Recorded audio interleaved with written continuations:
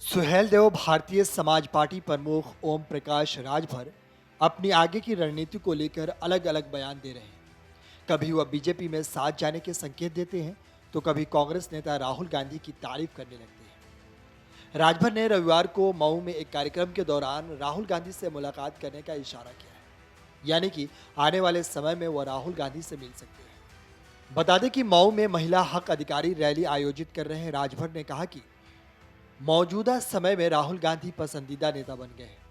OP Rajbhar ने कहा कि राहुल गांधी की यात्रा से वो प्रभावित है। आने वाले चुनाव में राजनीतिक संभावनाओं पर राजभर ने कहा, कोई कहीं भी नहीं जा सकता है। राहुल गांधी सितंबर से भारत जोड़ो यात्रा कर रहे हैं। इस यात्रा से कांग्रेस के बड़े नेताओं और समर्थकों के साथ ही बॉलीवुड जगत की बड़ी हस्तियां भी शिरकत कर रही है। इसके अलावा पिछले दिनों आरबीआई के पूर्व गवर्नर रघुराम राजन भी भारत जोड़ो यात्रा के साथ नजर आए थे।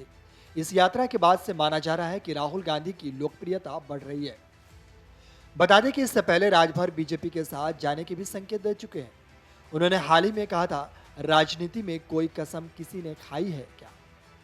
यूपी में बीजेपी और सपा का गठबंधन एक होने की संभावना कभी थी? बीजेपी और पीडीपी एक हो सकते हैं।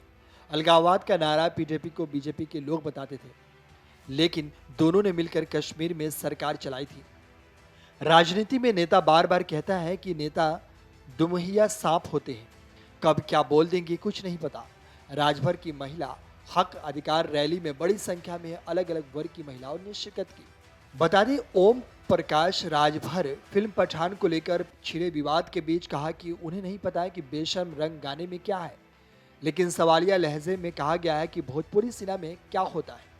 राष्ट्रीय अध्यक्ष ओम प्रकाश राजभर ने बताया कि देश में सभी लोग तो लड़ाई लड़ ही रहे।